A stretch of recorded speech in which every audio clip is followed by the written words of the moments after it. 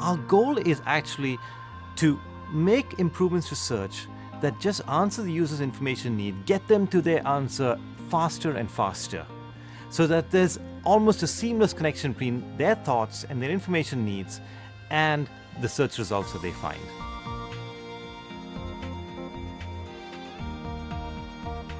Well, Google was started based upon algorithms that Larry and Sergey developed in Stanford called the PageRank algorithm. And they used that algorithm to indeed build a very novel way of searching the web. What was happening at that point was there was this huge explosion of content on the web, a bigger explosion of information than had ever happened before, and it was getting increasingly hard to find the piece of content you wanted.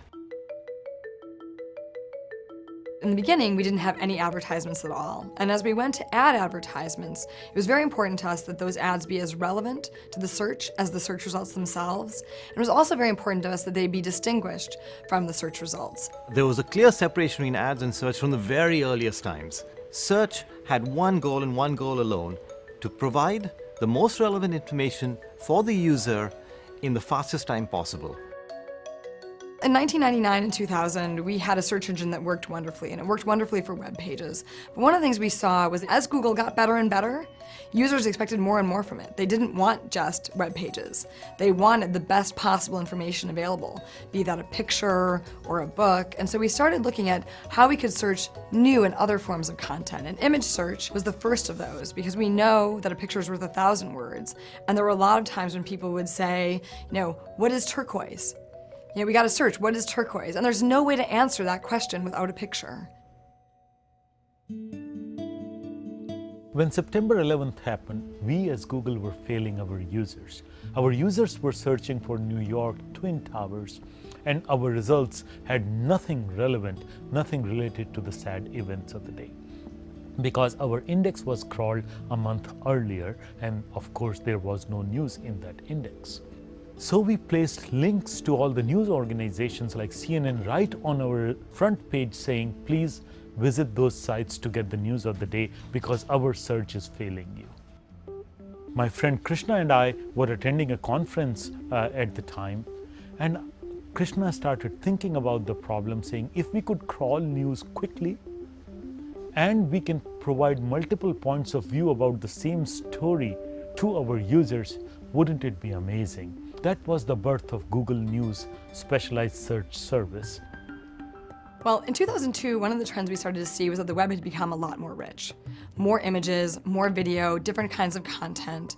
And we started to realize that our users expected Google to be able to find something if it existed on the web. They didn't care if it was text or a web page or news. They wanted it all in one place. And so we came up with this notion of universal search. The idea that you could just go to Google and no matter what type of content it was, we could find it. One of the challenges that came up in universal search is that we were really comparing apples and oranges. You can imagine these apples are web pages, and you can imagine an orange would be an image.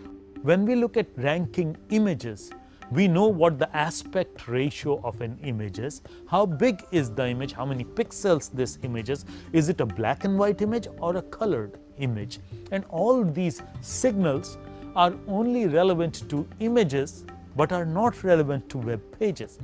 And that's why universal search was such a hard task when we did it, because the science was not fully developed.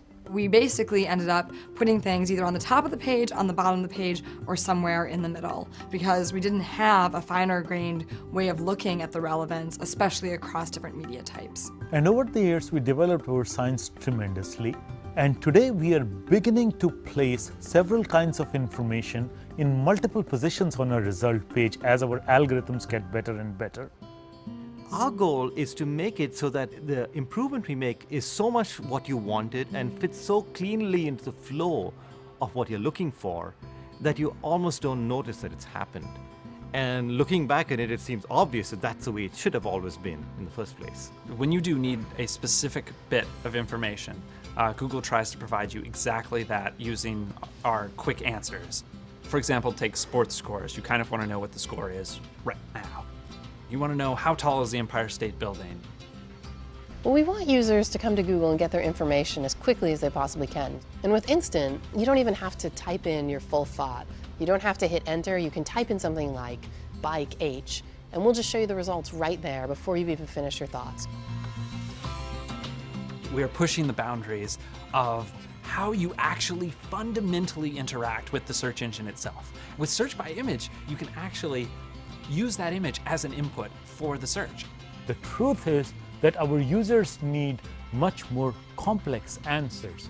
My dream has always been to build the Star Trek computer, and in my ideal world, I would be able to walk up to a computer and say, hey, what is the best time for me to sow seeds in India, given that monsoon was early this year?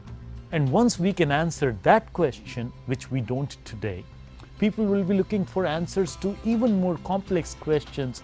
These are all genuine information needs, genuine questions that if we, Google, can answer, our users would become more knowledgeable and they would be more satisfied in their quest for knowledge.